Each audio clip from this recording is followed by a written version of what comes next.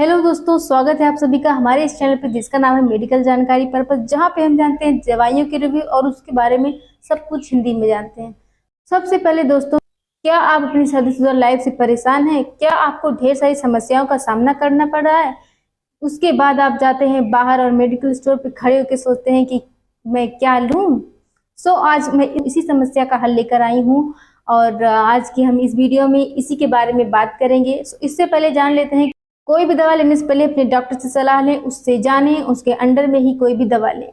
अगर आप अपने मन से कोई दवा ले रहे हैं तो ये आपके लाइफ के लिए हार्मफुल हो सकता है, तो ऐसी गलती बिल्कुल भी ना करें। वीडियो को आगे बढ़ाते हैं और जानते हैं आज के इस वीडियो के बारे में। फ्रेंड, जैसे कि आप अपनी शादीशुदा लाइफ से परेशान हैं या फिर आपको ढेर सारी समस्याओं का ऐसे ही समस्याओं का सामना करना पड़ रहा है कि उसके बाद आप जाके सोचते हैं कि मैं क्या करूं, तो इसी समस्या का हल लेकर आई हूं मैं आज। और जैसे कि आज हम इन दोनों टैबलेट्स के बारे में जानेंगे और यही है ये दोनों टैबलेट, और इसी के बारे में आज हम जानेंगे।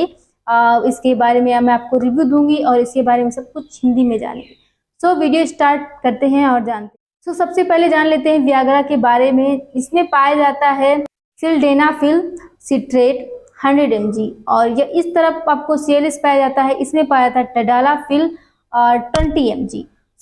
ये दोनों टेबलेट हैं आपकी समस्याओं का हल। पर हम जानेंगे कि इन दोनों में से बेस्ट कौन है, आज हम इसी के बारे में बात करेंगे। आप दोनों ही ले सकते हैं, बट बेस्ट कौन सी है उसके बारे में हम जानेंगे आज की इस वीडियो में। सबसे पहले हम जान लेते हैं वियाग्रा के बारे में। वियाग्रा सबसे पहले फाइजर कंपनी के द्वारा बनाई गई है। ये मार्केट में सबसे पहले 27 मार्च को 1998 में मेडिकल स्टोर पे आई। उसके बाद आते ही इसने तहलका मचा दिया, बहुत ज़्यादा मार्केट में यूज हुई, बहुत ज़्यादा पुरुषों के द्वारा इस्तेमाल की गई दवा ये वियाग्रा निकली। और इसके बाद इसे आने के बाद कई सारी इसकी जेनरिक दवाएं मार्केट में आई, जैसे कि मैनफोर्स वगैरह। सबसे ज़्यादा फेमस दवा है मैनफोर्स, काफ़ी ज़्यादा यूज होती है, पुरुषों के द्वारा बहुत ज़्यादा ही इस्तेमाल होती है। इसके आने के बाद मार्केट में बहुत सारी इसकी जेनरिक दवाएं भी आई जो भी बहुत ज़्यादा इस्तेमाल में। बात कर लेते हैं हम Cialis के बारे में। ये लुपिन कंपनी द्वारा बनती है और ये मार्केट में सबसे पहले फरवरी 2003 में आई, और आते ही इसने बहुत ही ज़्यादा वियाग्रा से भी ज़्यादा धूम मचाया मार्केट में। इसे बहुत ही ज़्यादा इस्तेमाल किया गया पुरुषों के द्वारा, और इसके बाद इसके आने के बाद भी कई सारे इसके जेनरिक बनाए गए और मार्केट में इस्तेमाल किए गए। हम जान लेते हैं वियाग्रा एंड Cialis में मूल अंतर क्या है। हम वियाग्रा की बात कर लेते हैं। ये वियाग्रा की 100 mg टेबलेट है और ये Cialis की 20 mg की टेबलेट है। इसको यूज करने के बाद आपकी बॉडी पर इसका जो असर होता है दवा का, वो सिर्फ 4 से 5 घंटे तक होते हैं। और अगर हम यही बात Cialis की करें तो ये इसके इस्तेमाल के बाद ये आपके बॉडी पर 32 से 36 घंटे तक आपके बॉडी पर इसका असर रहता है। तो यही से ही आपको पता चल जाता है कि वियाग्रा से बेस्ट Cialis है, क्योंकि इसका असर ज़्यादा हमारी बॉडी पर है, हम इसका ज़्यादा देर तक इस्तेमाल कर सकते हैं। इनका यूज किस लिए करते हैं तो हम जान लेते हैं। इनका यूज इसलिए करते हैं कि पुरुषों के जो प्राइवेट पार्ट होता है वो ढीलापन हो जाता है, टाइट नहीं होता है।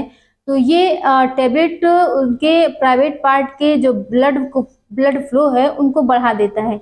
इस वजह से उनके ढीलेपन का वो समस्या दूर हो जाती है और उनका टाइट होने लगता है। और ज़्यादातर इस मेडिसिन का यूज इसीलिए होता है कि बहुत सारे पुरुषों का टाइट नहीं होता है, या फिर होता भी है तो बहुत कम समय के लिए होता है, तो इसलिए इस टेबलेट का यूज होता है। और कई सारे पुरुष इसे इंजॉयमेंट के लिए भी यूज करते हैं और आप कर सकते हैं। तो आइए हम जान लेते हैं इसका यूज या फिर इसका डोजेस क्या होता है, कैसे इसे लेना होता है, इसके बारे में हम जान लेते हैं।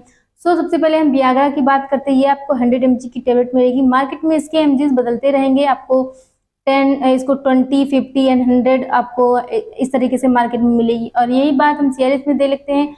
ये आपको 20 mg की टेबलेट मिलेगी। इसमें भी इसके mgs बदलते रहते हैं, 2.5 से 5 एंड देन 10 देन 20।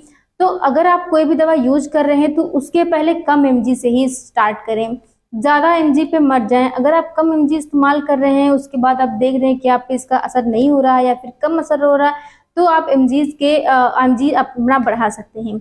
यही बात हम Cialis में भी यूज करेंगे कि अगर आप कोई भी दवा यूज कर रहे हैं तो सबसे पहले उसके कम mg को इस्तेमाल करें।